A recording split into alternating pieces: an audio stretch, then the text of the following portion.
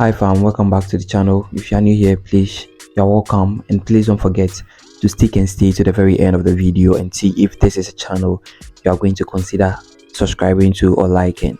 So in today's video, I'm going to talk about some few things that could be misconceptions or bad habits that user experience that most of you faced, and then trust me, these are things you really need to put in consideration to help you get a better user experience or a better performance on your iPhone. So please stick and stay, and then let's get right into the video. So those of you who say, it's because of airtime, you can buy airtime and then iPhone drains airtime. My sister, my brother, it's not true. iPhone doesn't drain your phone, it's you that is draining your data, and it's you that is killing your battery. So let's get right into the topic and see some of the common mistakes that we do that hinders the life and then user experience of our mobile phones. So let's get right into the video, guys. So guys, the first thing I would like to talk about is multitasking in iOS, and this has got to be the most common mistakes that many iOS users make. So if you know you are that person that launches an app on your iPhone, and then every time you are done using the app, you go to the app switcher and then do what? Close it. This is really a big mistake, and then you need not to do this. You need to stop performing this particular action. So let's go into some of the merits and the reasons why it's not right for you to do what? Close up your apps when you are done using them, but instead leave them inside, so that whenever you are trying to use, you just have to do what? Relaunch it again and then use them. So most of the things that you need to know that causes these particular reasons are sometimes it uses more resources, because obviously when you are starting another app, it needs to load again. Okay, it needs to load again. As you can see, when it refreshes and it's loading again, it makes the app use the resources of the data that you have already provided, and in the battery life, it takes another huge percentage of your battery life when it's reloading, and then it costs you more data, you understand, and then the battery life is also going to be running very low.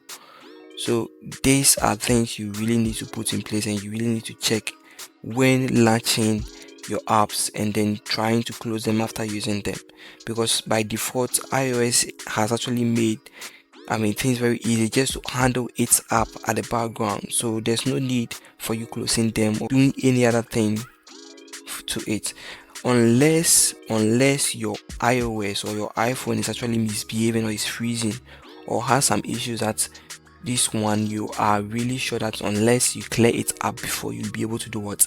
Start all over to use it again, then that one is fine. But if it's just normal and you're done using, there's no need for you to do what? Clear off what? Your apps, but leave them to run in the background.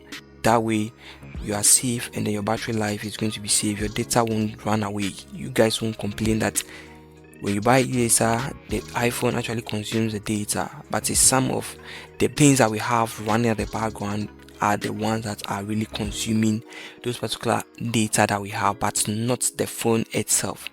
It's true the phone has a major role to play, because it needs much data to perform some certain type of what actions, but it's not always the case. Sometimes we the users actually end up subjecting ourselves to this particular risks. Next thing I'd like to talk about is tracking, but this I bet. So how many users of iPhone knows that certain apps now on your iPhone, okay, are now tracking your movements, your activities across other websites and then other apps, and then all they want is to get information, or you are just going to provide them with the information that they are going to feed back to you on ads and on other materials depending on your location and on what you search online. If it is shoes that you like, they are going to be presenting you with shoes the more on their platform. The next thing I'd like to talk about is that low power mode.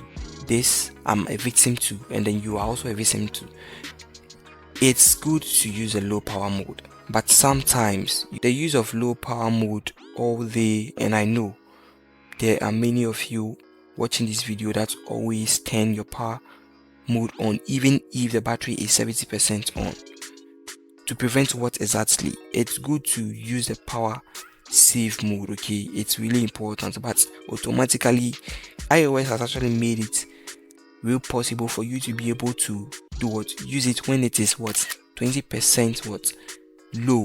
That's where it gives you that alert, that low power mode.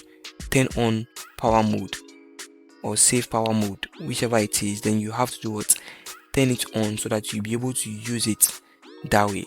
But when it's 80% or 90% and you've turned that particular power mode on, what you are doing to the battery is you are draining it, and then it also keeps you from getting good user experience and then good performance when using the product, because it's actually minimize your data usage, the performance of the phone itself, and then many other things that you won't be able to use it very effectively, which is actually causing you not to have a good user experience in typing, in launching apps, and doing other things. You feel like the network is slow, but yes, that's how you've made it to act, because you've turned on your low mode on, and then that's why your apps are slow.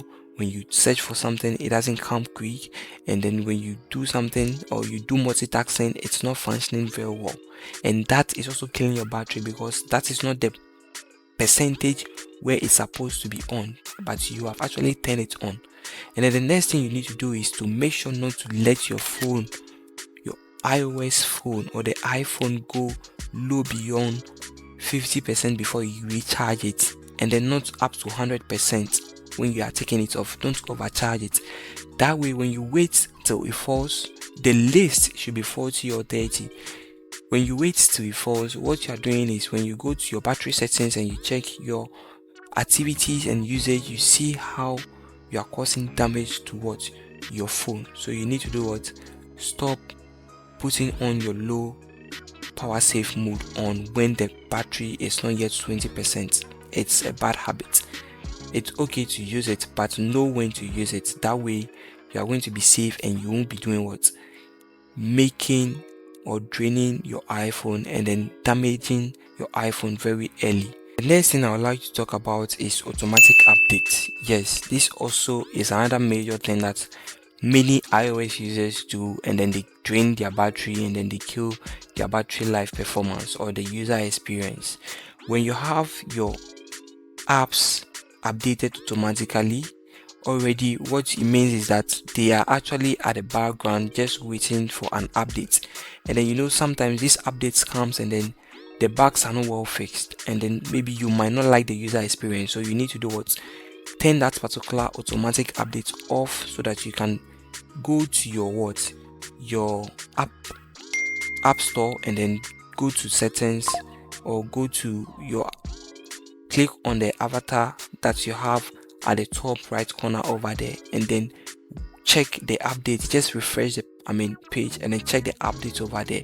If there are some that you need to update, then you update them from there. Don't let it do what, automatically update your apps. That it's actually draining your battery, and it's draining your data, which you don't want it to drain, and you are complaining that iPhone consumes this, iPhone does this. No, it's you that is actually making it work that way. So yeah, that's it. So if you like this particular content, please don't forget to subscribe to the channel, so you can get more updates from this channel on how to use your device and manage your devices. So subscribe and then give this video a thumbs up, as it helps the YouTube algorithm to spread this content to other people who are also finding the same challenges. So thank you guys, and then I'll see you in the next video. Bye.